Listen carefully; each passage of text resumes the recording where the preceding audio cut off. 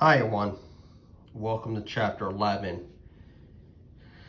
In chapter 11, we're talking about what's called long-term debt. And what long-term debt is when a company wants to borrow, money for a long period of time.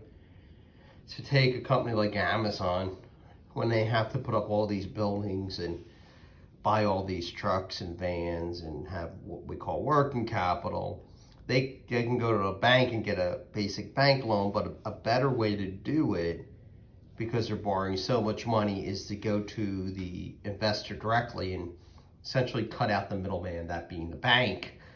So what they do is they issue bonds. A lot of you might have heard of bonds before.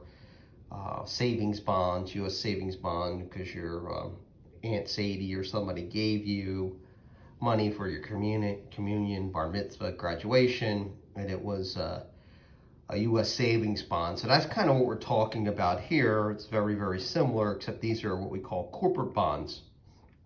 So in a situation of a corporate bond, a company is looking again to borrow a lot of money, and there's a beginning and there's an end. The beginning is the day we issue the bonds, and then the end comes into play when we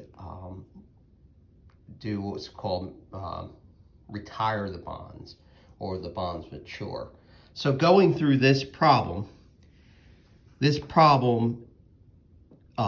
Smiley Corporation is a wholesale repairer of products and equipment. On April 1st, year one, they issue a $20 million 5-year 9% bond.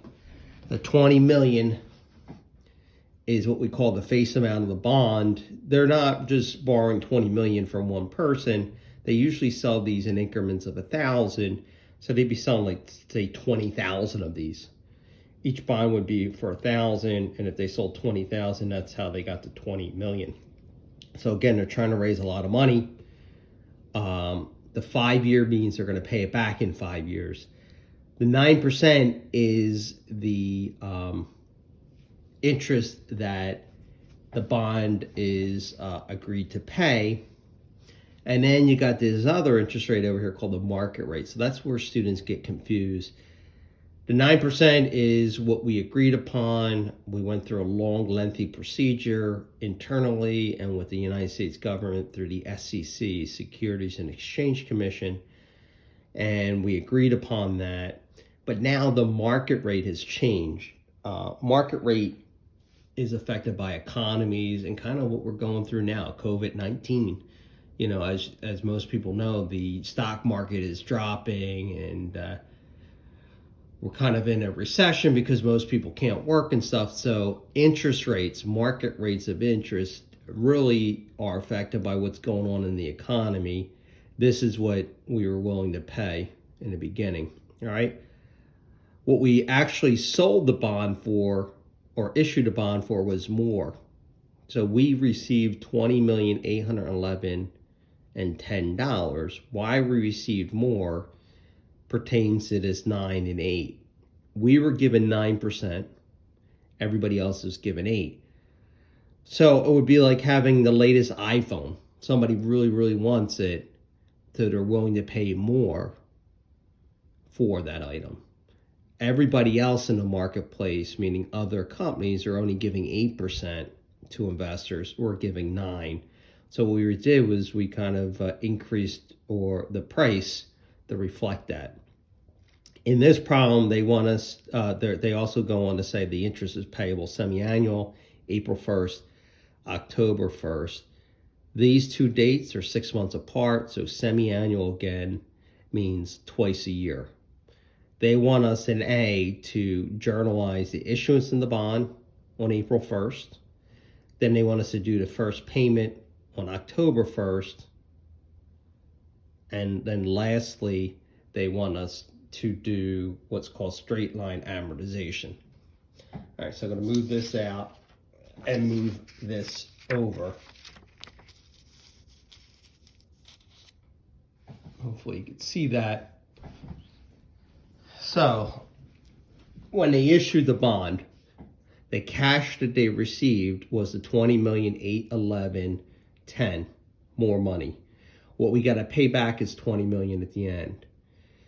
This difference, the difference between these two numbers, go into an account called premium on bonds payable.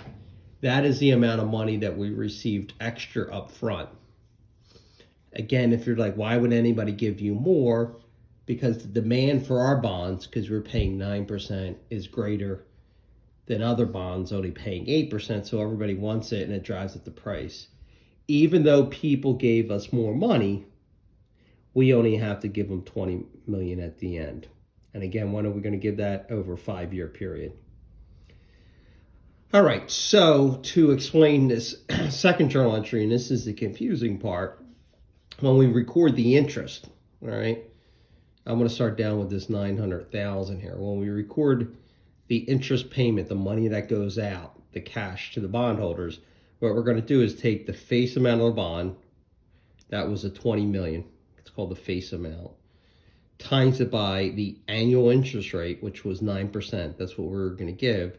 What this 6/12 is because we're doing it twice a year, we're breaking it in half. We're essentially paying 4.5% twice a year. So 20 million times 9% times 6/12 gives you the 900,000.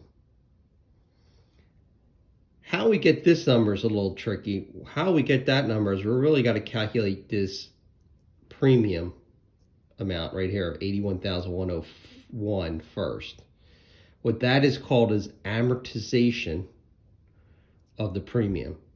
How we did that is we took the 811,101, which is a premium. Premium's the extra money that came in the beginning, and we divided it by 10. Why 10? Because it was a 5-year bond paying twice a year. So 5 for 5 years times 2 gives you 10 semi-annual payments.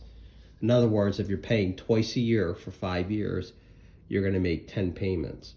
So we took that 811,110, divided it by 10, and we got this number, 81,101. Why we're amortizing it is because amortization is like depreciation, if you remember that. We're just trying to get rid of it. So if we made it go up, right, 811,101 with a credit, and that's what happens with premiums on bonds payable, goes up with a credit. The way we're going to make it go down is by debiting it. We're going to do that 10 times. So essentially, if you did that 10 times over a 5-year period, what happens is this number is going to go away. All right, so that's what amortization is doing, trying to make that number go away over time.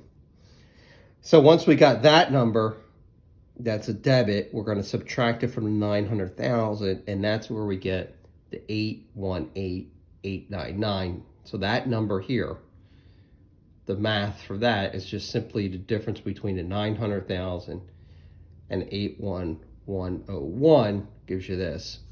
So notice that the interest expense, even though we gave the bondholders 900,000, the interest expense was lower. And why that happened was we collected more money up front. These people, because they really wanted our bond, were willing to pay what we call a premium, 811,101 or 110.